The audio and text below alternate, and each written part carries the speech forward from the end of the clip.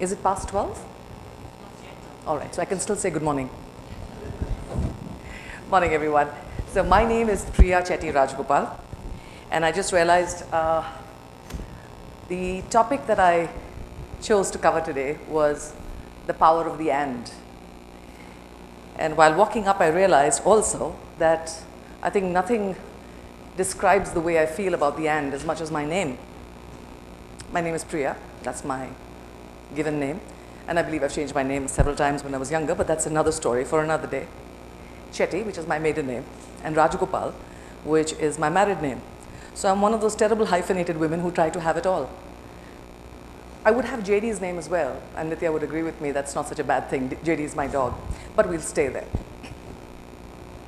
So we can talk about the power of the and. Have you ever thought of the word and in any really serious manner? I haven't really. I mean, to be honest with you, I've done stuff. I have been on nodding terms with and.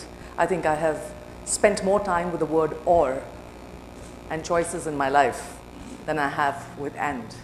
So let's move away from this and as a concept to what does it really mean.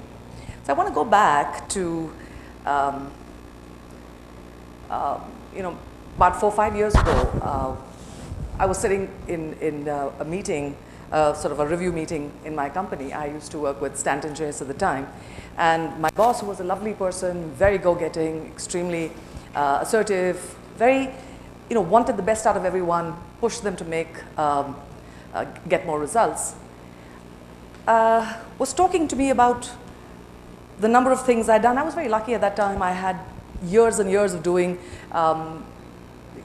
getting the best award every year, doing, getting performance, recognitions. So yes, so you were the highest biller, you were doing good work as far as industry was concerned. You're doing a reasonable amount in terms of, creating capacity. So he said, this is great. I see that you're, at that time I was on the National Council for the Indo-American. I was doing something with the CII. I was doing a lot of work in the animal welfare space. I was pushing really hard in the area of women's leadership. And I was just starting to wake up as far as civic issues were concerned. So he said, you do so many things. I mean, just imagine if you were to focus your attention and work on just executive search. How much better and how much more fantastically would you do? So I remember thinking to myself at that time and said, yeah, you accept these things as sort of implied you could do better. We've learned it in school all our lives, Priya could do better if she tries. So you internalize that.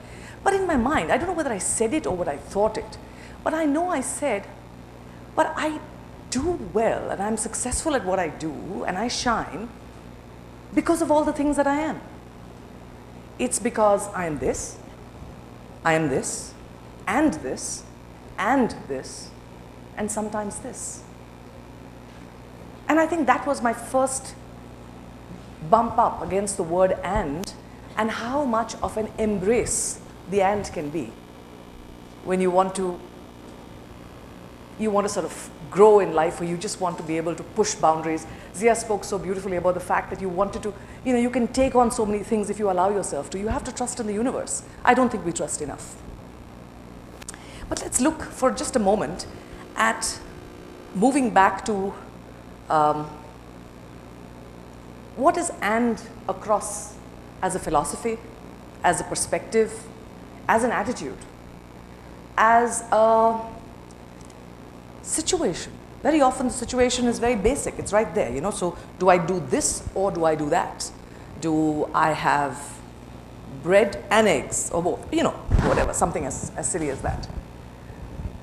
It's also on outcomes and goals, and covers that. It covers a variety of situations. You're looking at business, you're looking at personal. And tell me, all of us here have at some point or the other worried about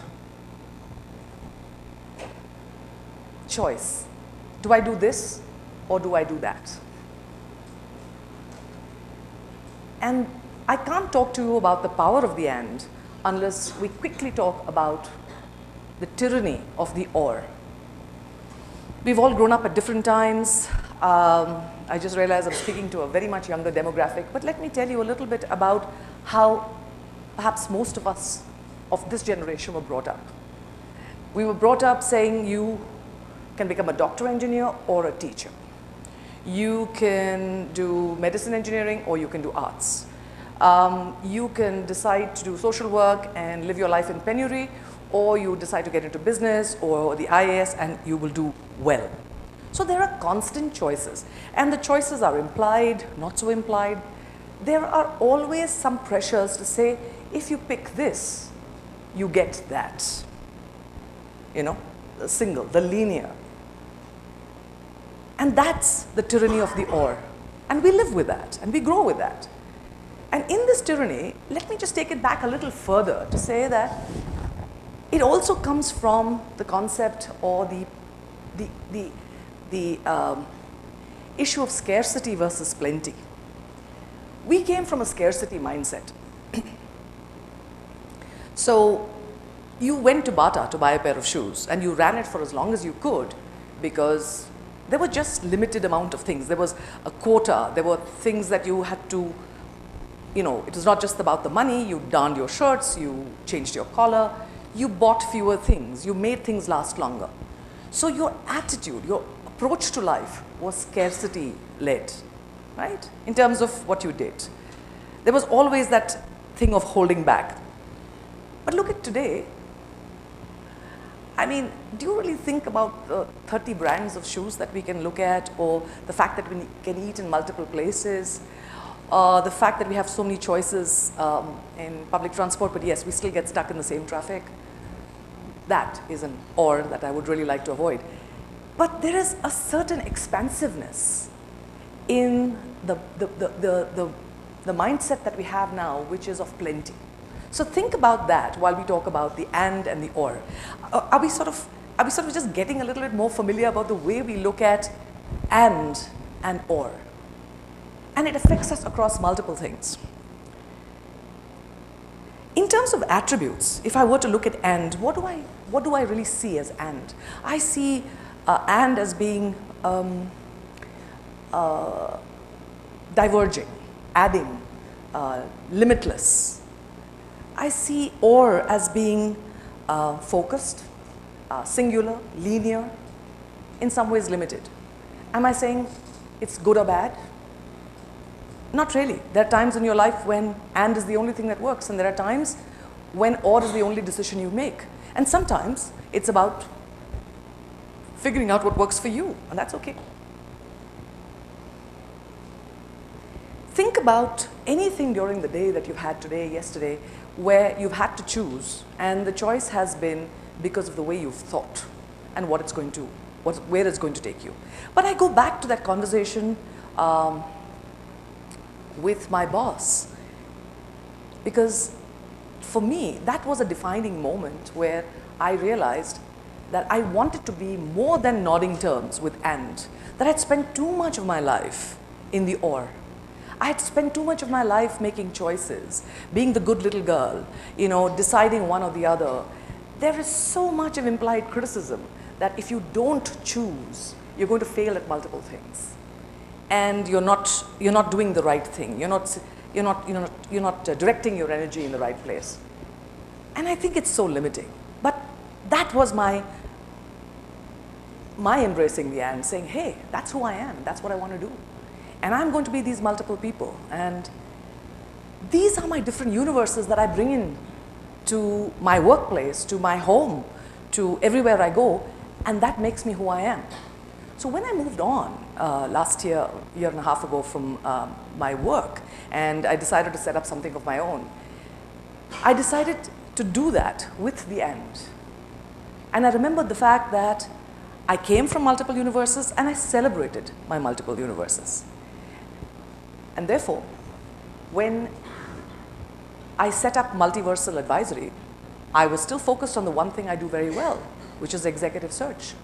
I'm a senior level headhunter. I love doing what I do. I like the impact that it makes on companies, and I've followed this through for the last 15 years in executive search. But I knew if I wanted to do executive search, I would have to do it the only way I knew how, which is by trying to make an impact.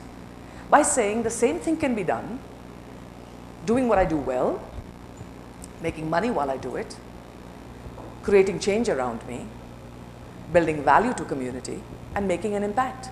So that was my ikigai moment, and it worked. People joined, people came and collaborated, people worked because they felt they could do it.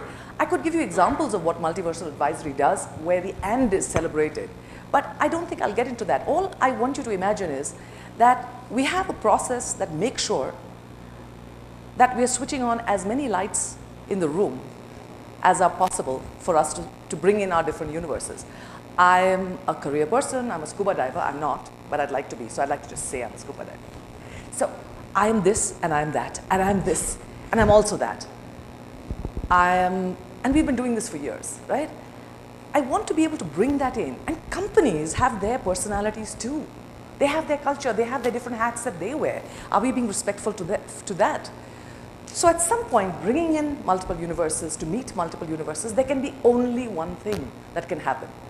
Magic, impact. If it doesn't happen, okay, but we've tried. And that is how, at some point in my life, where I will get up onto a table and jump up and down, just like Tom Cruise did in Oprah Winfrey's show many, many years ago, and say, I'm changing the world. And I'd be right. All of us could, and we'd be right. Let's take it up a notch to one thing that has the fact that and can be both micro and macro. How many minutes? Okay. So if you look at women, we've had multiple roles all our lives, right? We've done this, that, mother, wife, all the stereotypes. But let's move on from the Second World War, where we've had to get into the workplace, create economic value, be an economic being, create numbers. And look at the change that has happened after that. The concept of leadership has changed. The concept, because of the more inclusive workplace that women have created, lots of things have happened. The construct of leadership has changed to being assertive. I know how stereotypical this sounds, but the aggressive, dictatorial, singular side of leadership. Today you want from leadership awe-inspiring and godlike, and you still want accessibility. This is the end that we are seeking. And guess what? It is starting to happen in the workplace. Leadership has changed. It is collaborative, it is a collective, it is making a difference. Companies are embracing their and. They want to make money, and they also want to create value in the community. And the and remains as a single large umbrella going across. So look at how the and as a concept in the specific space of women, making a difference to the workplace because of the needs that women have had, and that has impacted men also who have benefited, and it has created economic value, a cultural shift, and an entire difference in the way leadership and companies are moving forward. So micro to macro, and really works there. The only way that I think we can do this, and Zia talked about it, you mentioned it too, Priya, is to give ourselves the permission to fail. You can never do this and that and that and this, not just because you're greedy or because you're stupid. I mean, you don't have to do and just because of the sake of it. But when I choose, or I have, and therefore I can sit here and say this, however horrendously,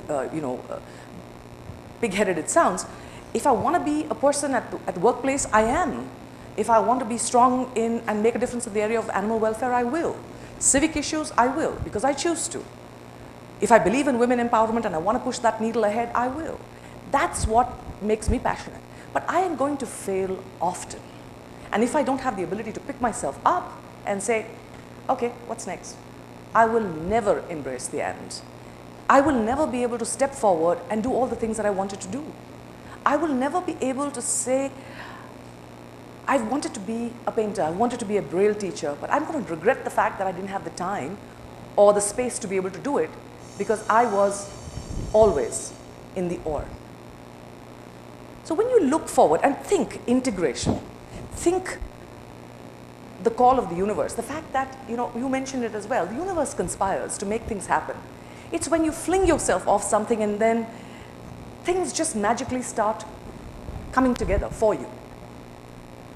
I'd like to look at integration, the power of the universe, and remind you that this is not, again, an either or, it's just a way of thinking. I'd like you to just think about the power of the ant. And I'd like to think, when somebody was talking to me yesterday and said, you know, it's important to focus because, you know, we need time for ourselves. I said, who the hell cares? I remember that lovely phrase where someone, you know, said, I don't look at myself as, you know, a journey where